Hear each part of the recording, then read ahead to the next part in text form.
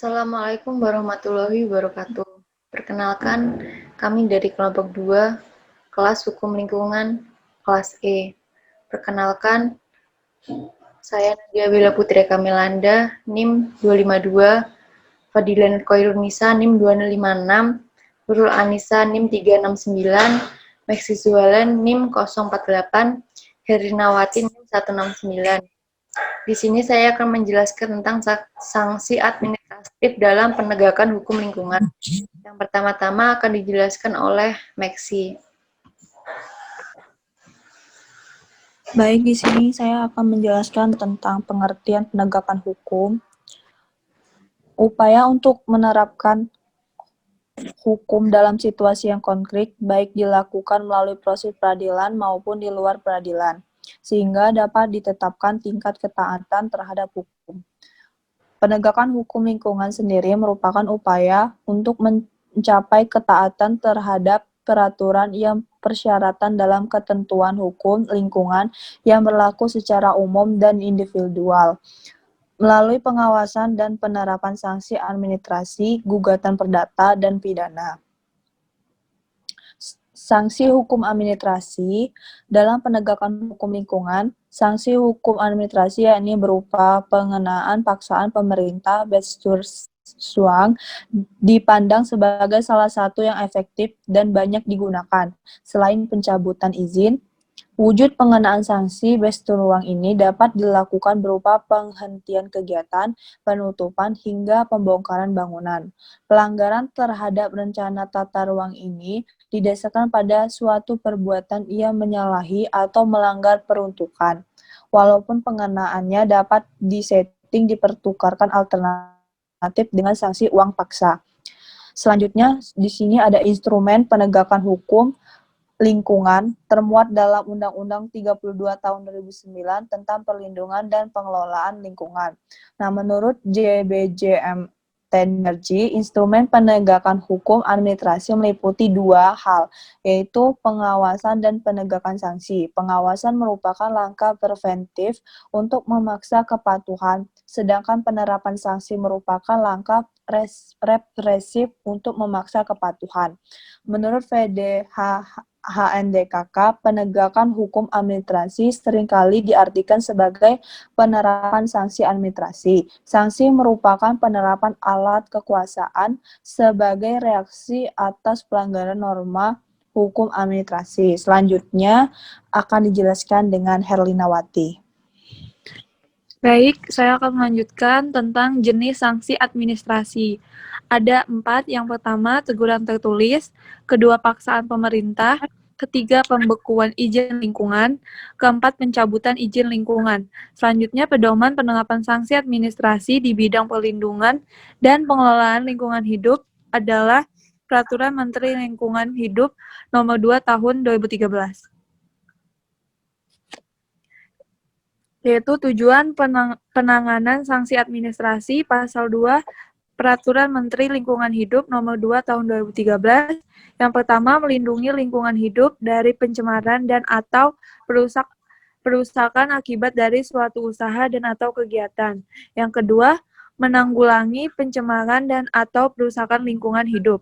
Ketiga, memulihkan kualitas lingkungan hidup akibat pencemaran dan atau perusakan lingkungan hidup. Keempat, memberi efek jera bagi penanggung jawab usaha dan atau kegiatan yang melanggar peraturan perundang-undangan di bidang perlindungan dan pengelolaan lingkungan hidup dan ketentuan dalam izin lingkungan. Selanjutnya ada dasar penerapan sanksi dalam pasal 5 Peraturan Menteri Lingkungan Hidup Nomor 2 Tahun 2013. Yang pertama, legalitas kewarganegaraan, legalitas kewenangan, kedua, prosedur yang tepat, ketiga, ketepatan penerapan sanksi, keempat, kepastian tiadanya cacat yuridis, dan yang terakhir, asas kelestarian dan keberlanjutan. Selanjutnya akan dilanjutkan oleh Nurul Anissa. Baik, selanjutnya yaitu faktor-faktor penegakan hukum administrasi lingkungan.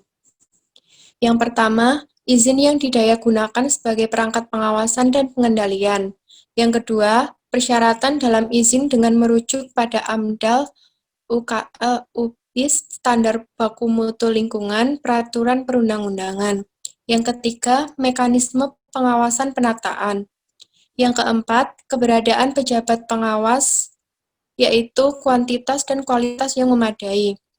Selanjutnya, dana dan sarana prasarana yang memadai, dan yang terakhir yaitu sanksi administrasi yang efektif.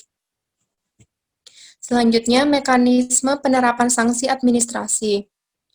Yang pertama bertahap, yaitu didahului dengan sanksi administratif yang ringan hingga yang berat. Contohnya, teguran tertulis paksaan pemerintah, pembekuan izin, dan pencabutan izin.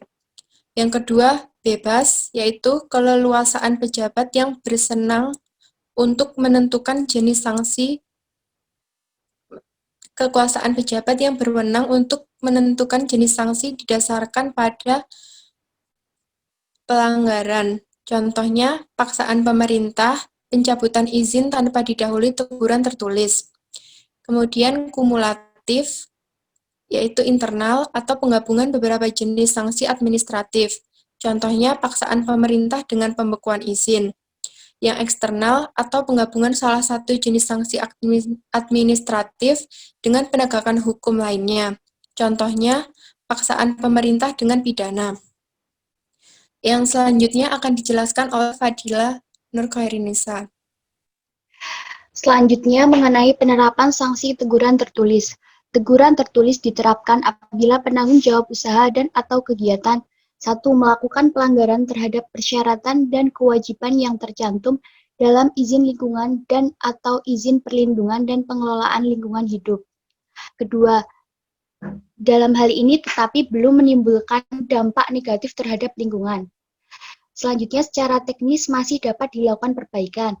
Contoh halnya, terjadi kerusakan mesin produksi, terjadi kerusakan IPAL, TPS belum sesuai persyaratan teknis. Kriteria teguran tertulis. 1. Bersifat administratif.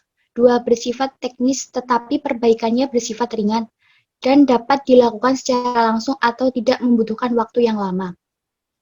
Selanjutnya, kesimpulan dari pembahasan ini. Dari penjelasan di atas dapat disimpulkan bahwa penegakan hukum administrasi sebagai garda terdepan dari penegakan hukum lingkungan hidup belum dilaksanakan secara optimal. Hal tersebut berdampak luas terhadap kegagalan penegakan hukum lingkungan secara keseluruhan. Dalam hal ini, pemerintah, khususnya Kementerian Lingkungan Hidup dan instansi terkait, harus menganggarkan dana untuk penegakan hukum administrasi lingkungan.